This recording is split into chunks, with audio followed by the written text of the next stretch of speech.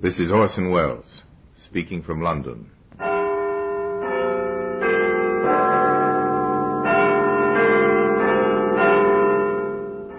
The Black Museum. A museum of death. Yes, here in the grim stone structure on the Thames which houses Scotland Yard is a warehouse of homicide, where everyday objects, a fountain pen, a cufflink, a high-heeled shoe, all are touched by murder.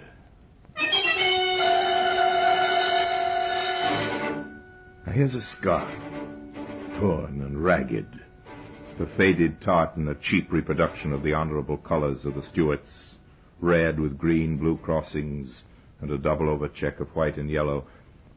This scarf belonged to Walter Hoffman Piewski, known to the police and his friends in the underworld as the Pike. There's no doubt about this scarf being his property, Superintendent. He was wearing it when he was sent to Dartmoor 10 years ago. The description tallies, does it? Exactly. It's all written down in the prison property book, even to the patch on it. So the Pike's our man. Right. We'll get him. And get him they did. And all because of a scarf, appropriately known in Cockney circles as a choker. The Pike applied his choker to a human throat, the throat of the driver of a post office van. The Pike pulled the choker too hard. It was instrumental in convicting him of murder, and that's why it's earned its place here in the Black Museum.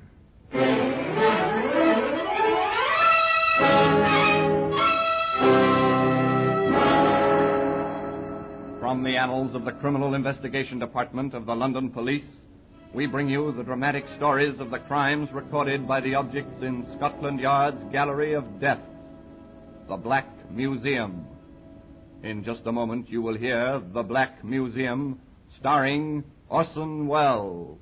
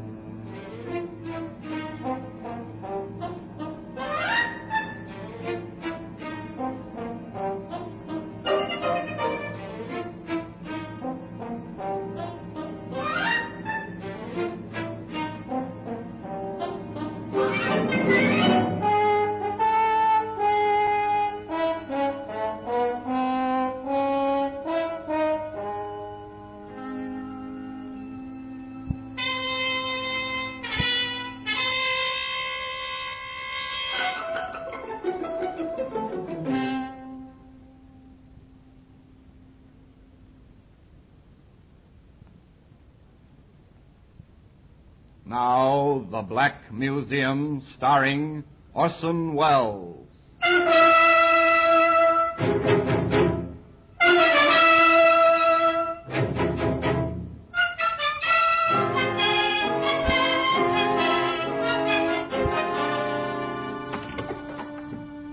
Well, here we are in the Black Museum.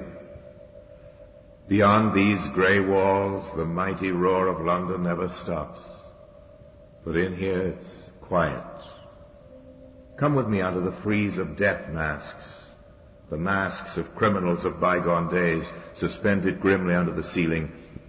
Come. To our right and left, rows of murder exhibits, each one carefully labeled. That cut-glass scent spray is attractive even now. Might even take its place on Madame's dressing table, till we stop and read the label written under it. Yes, it's been used to spray anesthetic over the faces of helpless women as a prelude to murder. No sickly aroma now as we squeeze the bulb. Except for its grim associations, the fragile exhibit is insignificant, easily broken.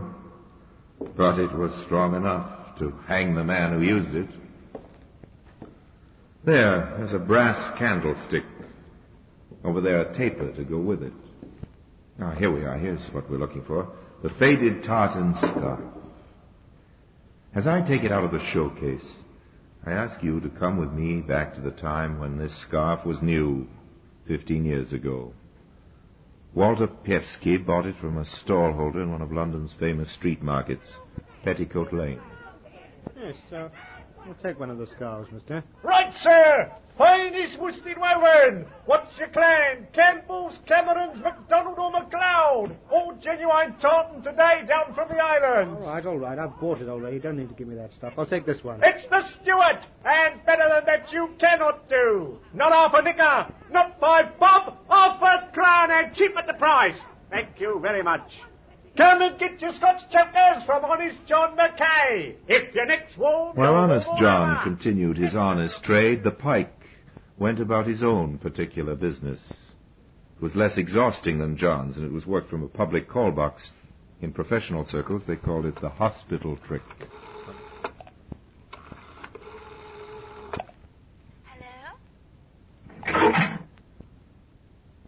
Hello? Is that Mrs. Peterson speaking? Yes, who's that?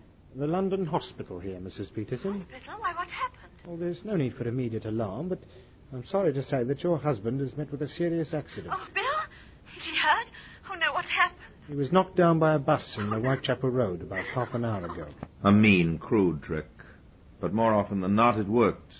While the stricken woman hurried to the hospital to find the husband, who of course was not hurt at all, the pike would visit her house. With the coast clear, he would help himself to whatever he could lay his hands on and get out before the bewildered woman returned. And you notice that the pike could almost camouflage that accent he had. This gift gave him a confidence which was almost his undoing. One time when he and some friends were removing the entire contents of a house while the owners were away on holiday. What about the piano, Pike? Do we take that? Of course we take everything. Who'd think of moving house and leaving the piano behind, eh? You'll get this blooming well hung, you will. Okay, boys, piano next. Oh, crikey, the phone. Here, what do we do about that? Let it ring, I suppose. No. Maybe someone's seen the van outside and checking up. I'd better answer it. Yeah, go easy, Don't worry, Ed. I know my job, don't I? Oh, yeah. Hello? Is that Mr. Wilson? No, I'm awfully sorry. He won't be back until about 7 o'clock. I'm his brother-in-law. Can I help you? If your sister's there... Oh, Julie's just gone out for half an hour. Can I take a message? Yes, I think you can. I'm her brother. Who the blazes are you? Quick, boys. Let's get out of here. Righto.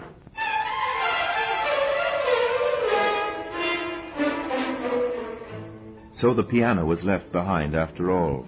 But Pike got away with most of the household belongings and observed. Not only were his operations becoming bolder, but he had planned his action carefully. He even knew that Mrs. Wilson's first name was Julie. But he didn't know she had a brother. That must have shaken him, because from then on he changed his tactics. The Pike entered the motor racket, a racket which was to take him in turn from Dartmoor prison to the scaffold. But in his early days as a motor thief, there was still a trace of strange humor about his work. The padlocked car was a case in point. Who's that? Okay, Eddie, it's only me. You wouldn't go reaching for a gun when Parky walks in on you. Oh, I'm sorry, Pike. Gets me nerves. Well, relax. Now, listen to me. I've got a job for you. No, I'm laying off for a bit. Okay, well, who pays the rent? Oh, I'm only going in for the small stuff. Well, this is a small job I'm offering you. What is it, busting into the Bank of England, eh? No. It's a simple matter of knocking off a nice new motor. Well, what's the dope? And it's this way. The car belongs to a fellow named Lambert who lives at 14 Graysdyke Crescent. See? He can't get it into the garage beside the house on account of it being too big. Why didn't the mug measure it before he bought it? Well, that's not our concern. He locks the car up at night, and I've obtained a duplicate set of keys. Oh, nice work, work. Yeah, what do you want me in on the job for? You can do it yourself. Oh, there is a little complication. Oh, I thought there would be. This fellow Lambert is like a mother with a child over this car. He fixes it to a lamppost every night with 2 big padlocks and a double chain. Wonder he doesn't put a nappy on it, too. Well, what do we do? Take the lamppost as well as the car? And before I tell you, are you in with me? All right, Pike. I'm in. Then listen to what I tell you. In the early hours of the following morning, the pike and his assistant went along to Graysdyke Crescent, and there, sure enough, chained to the lamppost outside number 14, was a fine new motor car, its cellulose and chromium work glinting invitingly under the lamplight. What did I tell you? We can clean up $450 on this, and all we've got to do is to remove the back wheel, which is chained to the lamppost. We put on the spare and we're away. Okay, Pike. Let's get cracking. The offending wheel was removed from the axle and left, still chained, to the lamppost. And by the light of the helpful rays from above, the spare wheel was bolted on, the tools were replaced in the boot, and the two men climbed into the car. I hope that ignition key of yours works, Pike. Of course it works. I tried it out last night. Ah, good for you. And here we go.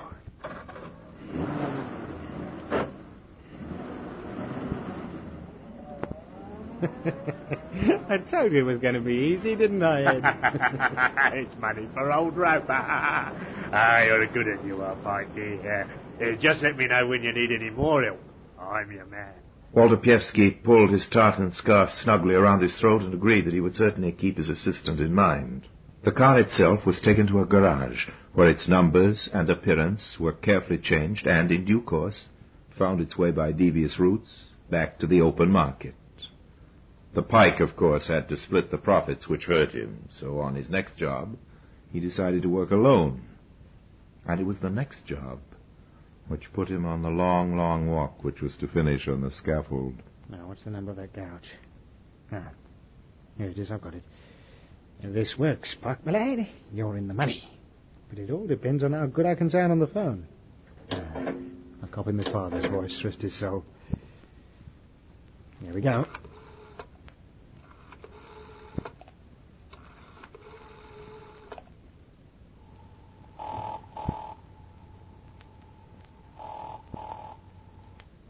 Green's Motors, good evening. Hello? Brins? Yes, sir. Can I help you? My name is Maurice Blouet of 17 Granford Court. Oh, yes, sir, I know. The big block of flats in Collerton Drive. That's right. I am staying here with a friend, Major General Lewis. Oh, yes, sir. He tells me that you have a new Rolls Coupe in your showroom. Yes, sir, indeed we have. Yes, well, I'm anxious to take such a car back to the continent with me, but time is pressing. Are and, you at 17 Granford Court now, sir? Yes, if someone could bring round the car, I should like to see it. Right, I'll be with you in a quarter of an hour, sir. Are you sure that is not too much trouble? Oh, no trouble at all, sir. Thank you very much for ringing. Thank you. I should be waiting for you. 15 minutes later, the car drove up to the block of flats. The driver salesman got out and went inside. Entering the lift, he went up to the third floor and knocked on the door of number 17. Needless to say, the occupier had never heard of either Maurice Blouet or Major General Lewis. But while the questions and explanations sorted themselves out, Walter Pievsky was already driving the luxury car toward the garage where practiced hands were waiting to completely change its identity. First, what the pike did not know was that he had provided the police with a vital clue that was to lead him first to prison and then, by reason of the tartan scarf, to the gallows. But the scarf was yet to earn its place, of course, among these strange exhibits here in the Black Museum. In just a moment, we will continue with The Black Museum, starring Orson Welles.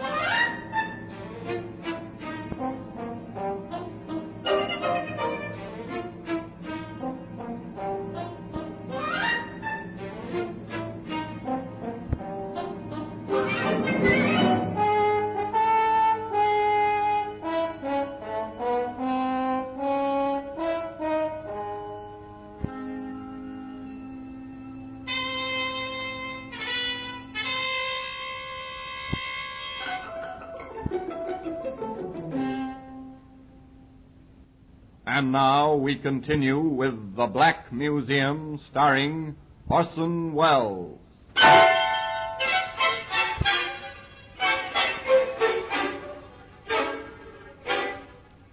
We return to Walter Piewski, known as the Pike, elated at the success of his confident scar trick. He made a handsome profit on the rolls, and despite the fact that the police subsequently traced it, they never traced the theft back to the Pike, not until he tried the same operation again. Certainly he changed the district, but, as is so often the case with a regular criminal, he develops regular habits, and the routine served up to the local garage was almost exactly as before. Yes, I'm staying with Sir Leslie, and he tells me you've got that straight 8 in the showroom. I'm most anxious to take a car back to the continent with me, but time is pressing, and I'll be delighted to bring the car round to you right away, sir, if that's convenient. if you're sure that it's not too much trouble. No trouble at all, sir. I'll be with you in 10 minutes. Oh, that is most kind. Thank you. Excellent. But you wouldn't think it was so excellent from your point of view if you knew what was happening at the garage, Pike.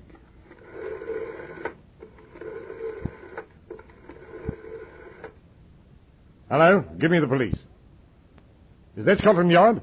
Yes, information room. Listen, my name is Slater.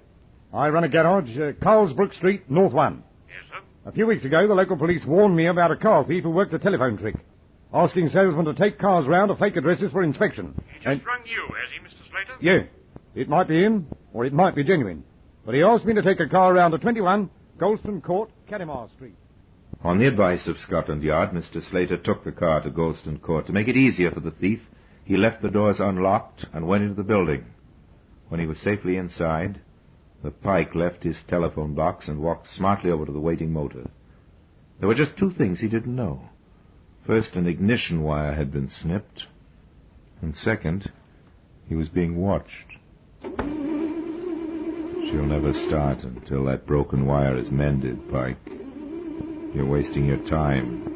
You're going to waste a lot more time, too. 7 years, to be exact. Hello, sir. You having a bit of starting trouble? Oh, hello, officer. Yes, I don't know what's happened here. I'm used to this sort of thing, so is the other constable here.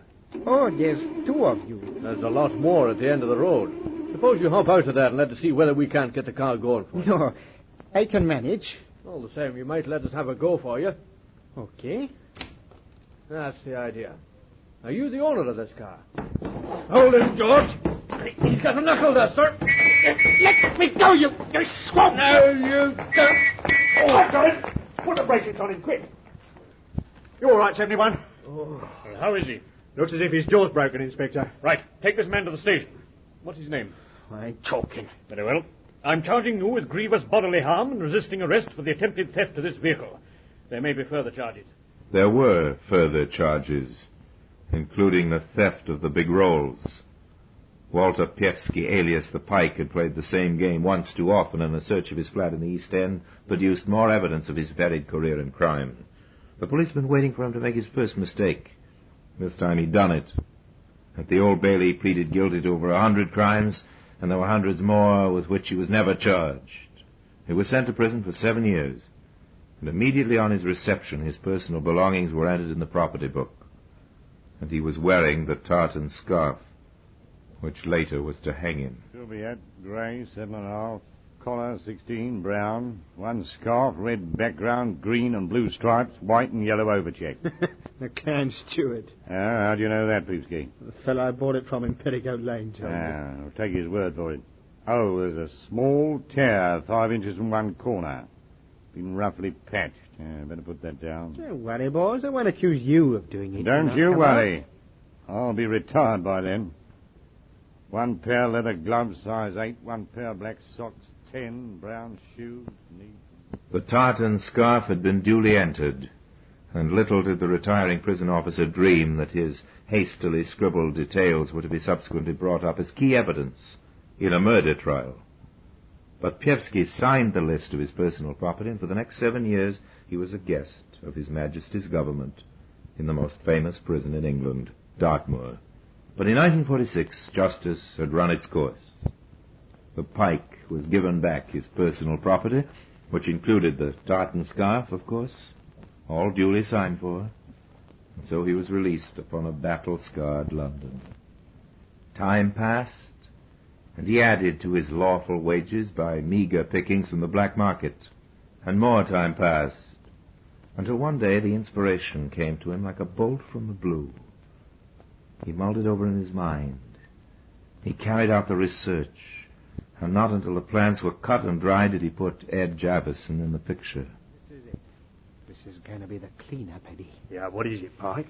We're going to stick up a post office van, see? A post office van? Shh. I've been standing in for a chap selling papers right outside a big post office in the West End. Every night I watched the mailbags coming out and going into the vans around 6 o'clock.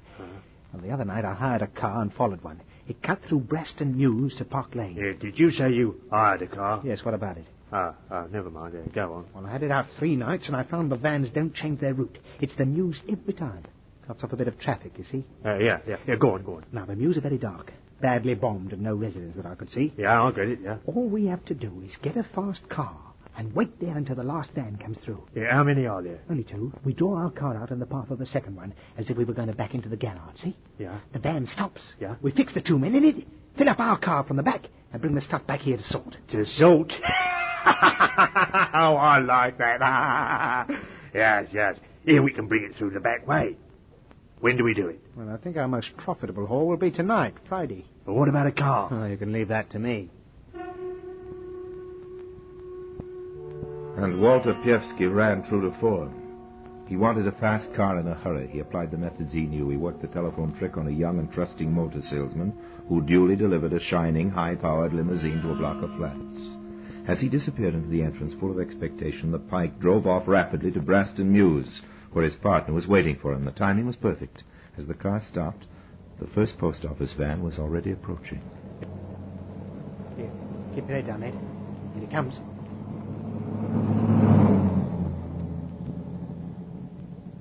The second one won't be more than a minute or so behind.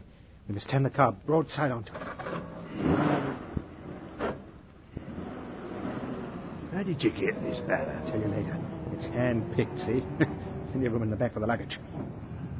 There we are. Nothing can get by now. What happens if something tries to get through before the van arrives? Well, we make way for it and come back another night if necessary. Here, what's this? It's the van. We're going to be all right. Nobody about. Couldn't be better. Now, get out. Yeah? Keep your chin tucked into your scarf like me. Righto. Pretend to be pushing the car. Right. What's up, Compton? Oh, Afraid so. Yeah. Could you give us a push? Sorry, mustn't leave the van. Oh. Well, look, in that case, I wonder if you'd like to earn yourselves 10 bob, eh? If you could ring this number for us when you get to your own destination, it's my garage. I'd like 'em to send a breakdown for you, eh? That's the idea. Oh, don't mind doing that for you. I'll do it for nothing. Oh, thanks, Sam. You're very kind. If you got a pencil, I'll jot down my name. It's rather a difficult one. Here, here's a pencil. Oh, help! Dirty thieves! Oh, that's got the both of them. Look, we'll start getting the bags out, quick. No, you don't. I'll shut you up, you snivelling idiot. I'm choking. This scarf's choking me. Yeah, quick with the bags, Ed. Oh, no, here they come. I'm going. You'll swing for it. Start getting the stuff in the car. Okay. Oh, I reckon that's about as much as we can take. Here. Oh, what's happened to the driver? Oh, don't worry about him. Get moving. Here, look at his tongue. His eyes. You've killed him. Stop talking. Get on with the job. There's a car coming. They've got us in their headlights. It's the cops. Well, let's get out of here. Oh, tight on the corner. Keep going, they're after us. Oh, watch the traffic lights. They're red. Something's coming. We've gone through. Oh, I thought we'd had it. Oh, the police car's held up by the other car. Well, get away, Ed. We're going to make it. Put them in! Slow up, we can't get round!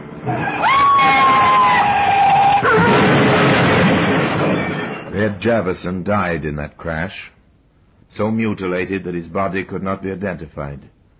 By some miracle, the Pike escaped and staggered away into the shadows. But his tartan scarf was still round the throat of his victim, lying in the mews. Now let Superintendent Brandreth take up the story of the hunt. Well, the hunt was soon over. In fact, as soon as the car was reported stolen, I had a call from one of my inspectors. I thought you'd like to see this. What is it, Harrison? Oh, stolen car. Well? Well, I've checked with criminal records, sir. There was something familiar about the method. Calling up a garage and getting the salesman to deliver the car to a block of flats. Mm-hmm. Now, here's the list of men who've practiced that. Now, these two are inside at present. Yes. This one's going straight. Well, he's out of London anyway. That leaves this one, Walter Pievsky. Yes, sir. The Pike. Know where to find him? Yeah, he's sharing a place with a man named Javison in the East End. Right. Bring him in. Yes, sir. But before the Pike was picked up for questioning about the car, his scarf was found in Branston Mews. The car was immediately recognized as the one which we believe Pievsky had stolen. So, in theory, the evidence against him was already piling up. If he was the car thief, he was probably the murderer as well. But I needed that extra piece of evidence. I called for everything that was known about him, including the list of his personal property which he had signed in prison. It was a shot in the dark, but it yielded results. There's no doubt about the scarf being his property, Superintendent, even to the patch on it. Within 24 hours, the Pike was caught. Still dazed by the car crash, he offered no resistance. In due course, he was convicted of the murder of William Price, the driver of the post office van. And at 8 o'clock, one cold morning in February, he was hanged. All because of this tartan scarf, which has earned its place today in the Black Museum.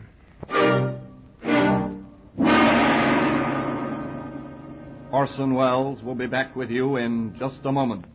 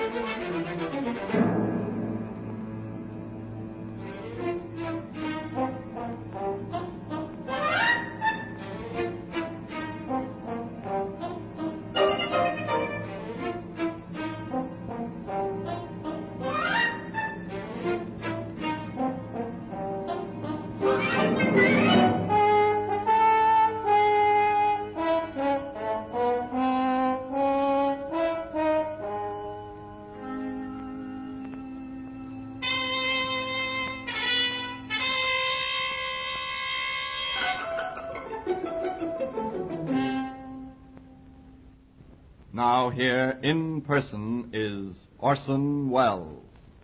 Under English law, there are no degrees of murder, and the death sentence has to be pronounced on a man or woman convicted of the crime. Recommendations to mercy by the jury are always carefully considered. But in the case of Walter H. Pievsky, no such recommendation was made.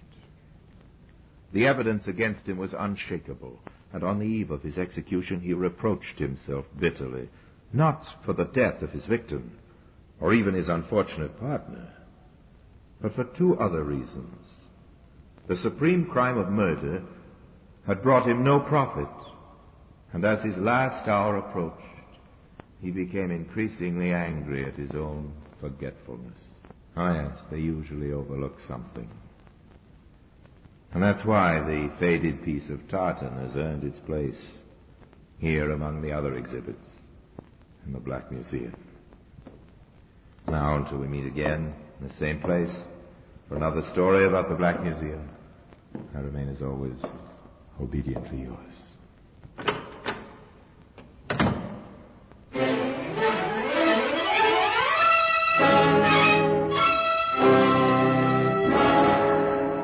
The Black Museum, starring Orson Welles, is presented by arrangement with Metro-Goldwyn-Mayer Radio Attractions, with original music composed and conducted by Sidney Torch, produced by Harry Allen Towers.